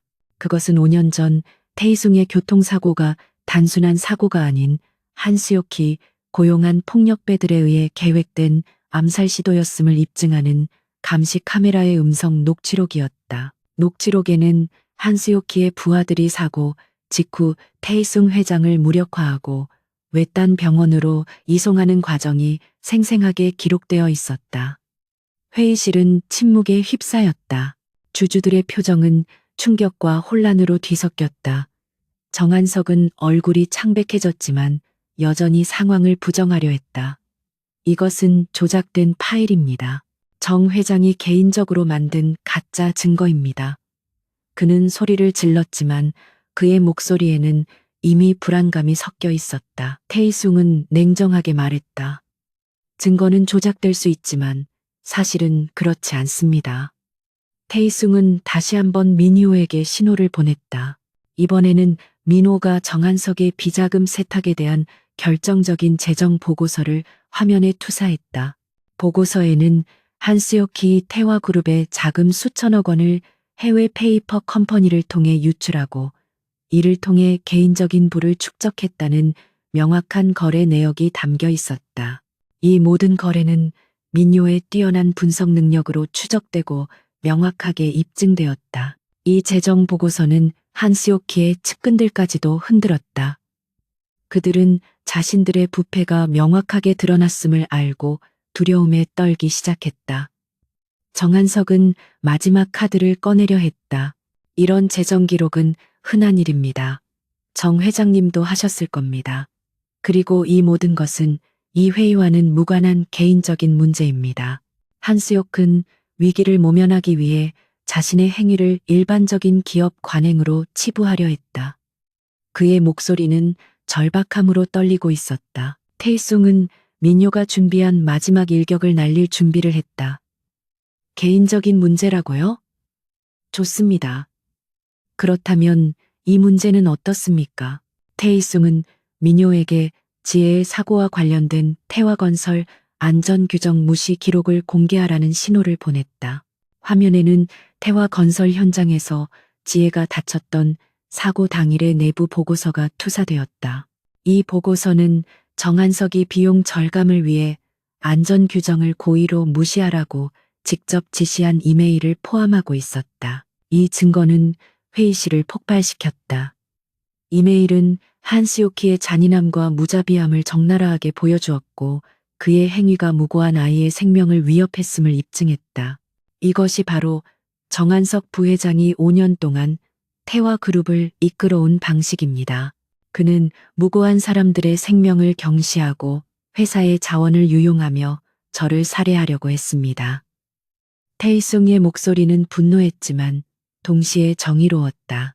저는 오늘 회장으로서 그리고 피해를 입은 아이의 아버지로서 정한석 부회장의 즉각적인 해임과 법적 책임을 요구합니다. 정한석은 완전히 무너졌다. 그의 오만함은 스스로를 파괴하는 가장 큰 무기가 되었다. 그는 자리에서 벌떡 일어나 소리쳤다. 이 모든 것은 거짓말이다. 그 아이들은 나에게 협박을 했고 정 회장이 나를 모함하는 것이다. 그의 절규는 회의실 전체를 울렸지만 이미 주주들은 등을 돌렸다. 그들은 자신의 이익뿐만 아니라 기업의 명예와 법적 책임을 걱정하기 시작했다. 테이스항의 복수극은 완벽하게 성공했다. 주주들은 즉시 정한석 부회장의 해임을 요구하는 투표를 진행했고 결과는 압도적인 찬성으로 통과되었다. 정한석은 그의 권력과 부패한 네트워크가 순식간에 무너져 내리는 것을 지켜봐야 했다. 그는 분노와 절망에 사로잡혔고 티이숭을 향해 달려들려고 했지만 티이숭이 고용한 경호원들에게 제지당했다. 그는 그의 오만함 때문에 자신의 몰락을 자초한 것이다. 민요는 통제실에서 이 모든 광경을 지켜보았다. 그의 얼굴에는 만족감과 안도감이 교차했다. 그는 그의 동생을 해치려 했던 악의적인 권력을 무너뜨리는데 결정적인 역할을 했다. 그는 그의 아버지 태이숭을 다시 한번 존경심으로 바라보았다. 태이숭은 단순한 기업가가 아닌 공정함과 정의를 위해 싸우는 강인한 사람이었다. 이제 태화그룹의 모든 것이 정상으로 돌아올 수 있는 기반이 마련되었다. 민효는 그의 임무를 성공적으로 완수했다. 주주총회장의 혼란은 정한석 부회장의 격렬한 해임과 동시에 절정에 달했다. 정태성 회장의 냉철한 폭로와 이민호가 준비한 부인할 수 없는 디지털 증거는 한시오키의 5년 동안의 모든 권력 기반을 산산조각 냈다. 한시오크는 경호원들에게 제지당에 끌려나가는 순간까지도 태이상과 민요를 향해 저주를 퍼부었다. 그의 얼굴은 분노와 좌절로 일그러졌고 그 모든 오만함은 이제 치욕적인 몰락으로 바뀌었다. 정의의 순간은 그토록 차갑고도 명쾌하게 찾아왔다. 민요는 통제실에서 이 모든 광경을 지켜보며 깊은 숨을 내쉬었다. 그의 손은 마우스를 쥐고 있었지만 긴장감은 풀려 있었다. 그는 자신의 손으로 거대한 악의 축을 무너뜨리는데 결정적인 역할을 했다는 사실에 안도했다. 이 순간 그는 그의 거리의 생존수리 기업, 세계의 탐욕과 부패를 이길 수 있는 강력한 무기가 될 수 있음을 증명했다. 그는 단순한 복수를 넘어선 진정한 정의를 실현했다. 정한석은 태화그룹 건물 밖으로 끌려나갔고 그는 마지막 발악으로 도주를 시도했다. 그는 자신의 충성스러운 부하들에게 연락하여 공항으로 도피할 계획을 세웠다. 하지만 이미 정태성 회장은 민요가 제공한 정보와 김 실장의 완벽한 기획 아래 한시오키의 모든 도주로를 차단한 상태였다. 태이숭은 기업의 법무팀과 경찰에 이미 모든 증거를 넘겼고 한시오키의 체포 영장이 발부되기만을 기다리고 있었다. 민요가 확보한 오메가 파일에는 정한석의 비자금뿐만 아니라 그가 해외에 숨겨놓은 비밀 도피처와 여권 정보까지 포함되어 있었다. 태이스웅은 이 정보를 이용하여 한스요키 미리 준비해둔 모든 탈출 경로를 예측하고 봉쇄했다. 한스요크는 그의 권력과 부가 그를 영원히 보호할 것이라고 믿었지만 그의 오만함은 그가 가장 중요한 보안 조치를 소홀히 하게 만들었다. 민요의 치밀함이 한스요크의 무지함을 압도했다. 정한석이 황급히 탑승한 차량은 공항으로 향하는 고속도로에서 태화그룹 소속의 비공식 경호 차량들에게 에워싸였다. 테이승의 사람들은 경찰이 도착하기 전까지 한스요크의 도주를 막기 위해 신속하고 전문적으로 움직였다. 한스요크는 자신이 완전히 고립되었음을 깨달았다. 그는 그의 삶 전체를 바쳐 쌓아 올린 권력이 한순간에 무너지는 것을 무력하게 지켜보아야 했다. 그의 얼굴에는 절망과 분노의 그림자가 교차했다. 결국 정한석 부회장은 고속도로 한복판에서 경찰에 의해 체포되었다. 그는 그의 탐욕과 부패, 그리고 사촌 형제 타이숭을 해치려 했던 죄에 대한 대가를 치르게 되었다. 이 체포 장면은 곧바로 뉴스 속보로 보도되었고 태화그룹의 내부 복수극은 사회 전체에 큰 충격을 주었다. 테이숭은 이 사건을 통해 회사의 정의를 회복하고 기업의 투명성을 위한 강력한 의지를 대외적으로 보여주었다. 민효는 그의 아버지 테이숭과 함께 이 사건의 여파를 관리했다.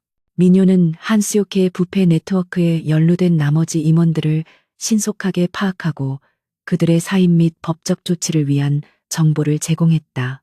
테이숭은 아들의 냉철한 판단력과 비범한 능력을 전폭적으로 신뢰했다. 민요의 존재는 테이숭에게 단순한 아들을 넘어 태화그룹의 미래를 함께 만들어갈 강력한 파트너였다. 테이숭은 주주총회 직후 기자회견을 열어 태화그룹의 내부 사정을 솔직하게 밝혔다. 그는 정한석의 비리와 자신의 실종에 대한 진실을 공개하고 태화그룹이 이 사건을 계기로 투명하고 윤리적인 경영을 실현할 것임을 약속했다. 그는 기자회견에서 자신의 아들 민요가 이 모든 진실을 밝히는데 결정적인 역할을 했다는 사실을 은밀하게 시사했다. 그는 아들의 용기와 지혜를 세상에 알리고 싶었다. 며칠 후 이 지혜는 마침내 성공적인 수술과 충분한 회복 끝에 퇴원할 수 있었다. 민요는 병실에서 지혜를 안고 기쁨의 눈물을 흘렸다. 그녀의 창백했던 얼굴은 다시 생기를 되찾았고 그녀의 미소는 민호에게 가장 큰 안도감을 선사했다. 지혜의 안전은 민호가 이 모든 전쟁을 치른 궁극적인 이유였다. 그는 이제 그의 임무가 완전히 끝났음을 느꼈다. 지혜의 행복은 테이숭의 회장 복귀보다 훨씬 더 중요했다. 테이숭은 민효와 지혜를 자신의 집으로 데려왔다. 그들의 새로운 삶은 태화그룹의 회장 저택에서 시작되었다. 민효는 그의 아버지 테이숭이 진심으로 자신들에게 사과하고 가족으로서의 관계를 회복하기 위해 노력하고 있음을 느꼈다. 테이숭은 바쁜 경영 일정 속에서도 민효와 지혜에게 시간을 할애했고 아버지로서의 따뜻한 모습을 보여주기 위해 최선을 다했다. 이 모든 노력은 민효의 5년 동안의 불신을 서서히 녹여가고 있었다. 민효는 그의 아버지 테이상을 용서하기 시작했다. 그는 타이숭이 단순히 권력에만 집착하는 냉혹한 기업가가 아니라 가족을 사랑하지만 음모에 희생된 한 인간이었음을 이해했다. 민효는 이제 테이숭에게 그의 지혜와 능력을 빌려주는 것을 넘어 진심으로 아버지로서 존경하고 의지하기 시작했다.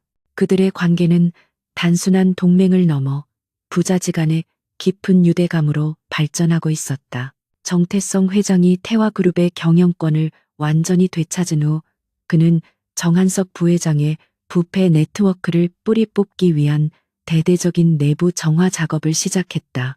테이숭은 민효가 제공한 정보들을 바탕으로 헨시오키에게 충성했던 모든 임원과 공범들을 해고하거나 법적 절차를 밟았다.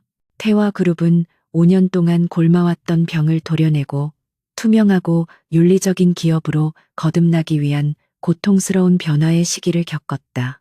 이 과정에서 민요의 냉철한 분석과 전략적 조언은 타이숭에게 결정적인 도움이 되었다. 민요는 더 이상 태화그룹의 비밀 요원이 아니었지만 그의 지성과 능력은 타이숭의 곁에서 빛을 발했다. 태이숭은 민요에게 사적인 과외 교사를 붙여 검정고시를 준비하게 하는 동시에 기업 경영과 금융에 대한 지식을 직접 가르치기 시작했다. 민요는 거리에서 익힌 실전 지식에 체계적인 이론을 더하며 놀라운 속도로 성장했다. 그는 단순히 태이숭의 아들이 아닌 미래의 태화그룹을 이끌어갈 후계자로서의 자질을 갖추어 나갔다. 지혜는 최고의 치료를 받은 후 완전히 회복되었고 새로운 환경에 적응하며 밝은 미소를 되찾았다. 그녀는 오빠 민요와 아버지 테이숭의 사랑과 보호 속에서 평온한 삶을 누렸다. 지혜의 존재는 민요와 테이숭의 관계를 더욱 단단하게 묶어주는 끈이었다. 지혜의 웃음은 5년 동안 이어진 고통과 갈등을 씻어내고 그들의 집에 따뜻한 온기를 불어넣었다. 티이숭은 지혜를 보며 아버지로서의 자신의 역할을 다시 한번 되새겼다. 태이상은 민요에게 과거 5년 동안 그들을 버릴 수밖에 없었던 상황과 자신의 고통에 대해 솔직하게 이야기했다. 그는 자신의 실수와 나약함을 인정했고 민요는 아버지의 진심 어린 사과와 후회를 받아들였다. 민요의 마음속 깊은 곳에 남아있던 불신은 완전히 사라지고 아버지에 대한 깊은 존경심과 사랑으로 채워졌다. 그들의 관계는 비로소 진정한 부자지간의 유대감으로 완성되었다. 민요는 그의 아버지가 냉혹한 총재일 뿐만 아니라 가족을 지키기 위해 싸운 강인한 남자임을 깨달았다. 민요는 태이숭에게 물었다. 아버지, 태화그룹을 정화하는 데 성공했지만 정한석 부회장이 저질렀던 악행들의 여파는 쉽게 사라지지 않을 것입니다. 민요는 태화그룹의 미래에 대한 그의 생각을 조심스럽게 피력했다. 저희처럼 피해를 입은 다른 사람들에게도 정의가 필요합니다. 태화그룹은 단순히 복구하는 것을 넘어 사회적 책임을 다해야 합니다. 그의 목소리는 나이보다 훨씬 성숙했고 그의 도덕적 나침반은 흔들리지 않았다. 테이숭은 아들의 진심 어린 말에 깊은 감명을 받았다. 그는 민요의 제안을 받아들여 태화그룹 산하에 태화공정재단을 설립했다. 이 재단은 정한석의 부패로 인해 피해를 입은 사람들을 돕고 지역 사회의 안전 및 교육 환경을 개선하는 데 전념했다. 민요는 재단의 설립 과정에 참여하며 그의 지혜를 사회적 정의를 실현하는 데 사용했다. 그는 그의 과거의 고통을 더 나은 미래를 위한 힘으로 바꾸어 나갔다. 민요의 검정고시 합격 후 타이숭은 민요에게 태화그룹 경영에 참여할 것을 정식으로 제안했다. 민요는 거절했다. 저는 아직 준비되지 않았습니다. 저는 대학에서 법과 기업 윤리를 공부하여 당신을 더 잘 도울 수 있는 토대를 마련하고 싶습니다. 민요는 단지 권력을 물려받는 것이 아니라 그의 힘의 원천인 지혜와 도덕성을 강화하는 데 집중했다. 태이상은 민요의 깊은 사려와 자기 인식에 감동하며 그의 결정을 지지했다. 시간이 흘러 민요는 명문대학에 입학했고 학업과 태화그룹의 경영 전략 자문을 병행하며 바쁜 나날을 보냈다. 그는 태이숭의 가장 믿음직한 조언자이자 미래의 리더로서 태화그룹 내부에서 확고한 입지를 다져나갔다. 그는 그의 과거를 잊지 않았지만 그의 삶은 이제 거리의 어둠이 아닌 희망과 번영으로 가득 차 있었다. 민요는 그의 용기와 지혜로 그의 운명을 스스로 개척했다. 어느 맑은 가을날 민요는 타이숭 그리고 지혜와 함께 넓은 정원에서 휴식을 취하고 있었다. 타이숭은 민요의 어깨에 손을 올리며 말했다. 민호야, 네가 내 차를 가로막았던 그날 너는 나에게 새로운 삶을 선물했다. 나는 너의 용기와 지혜를 통해 잃어버렸던 모든 것을 되찾았다. 태이숭의 목소리는 진심 어린 사랑과 감사로 가득 차 있었다. 민요는 그의 아버지와 여동생의 얼굴을 바라보았다. 그는 그들이 행복하고 안전한 것을 보며 깊은 만족감을 느꼈다. 5년 전 그는 절망 속에서 무모한 도박을 감행했지만 그 도박은 결국 잃어버렸던 가족을 되찾고 거대한 악을 심판하며 그의 삶의 의미를 발견하는 계기가 되었다. 그의 삶은 고통스러웠지만 그 고통은 그를 강하게 만들었고 그들의 가족은 마침내 완전하게 하나가 되었다. 이 모든 드라마는 한 소년의 굳건한 결의에서 시작된 것이다.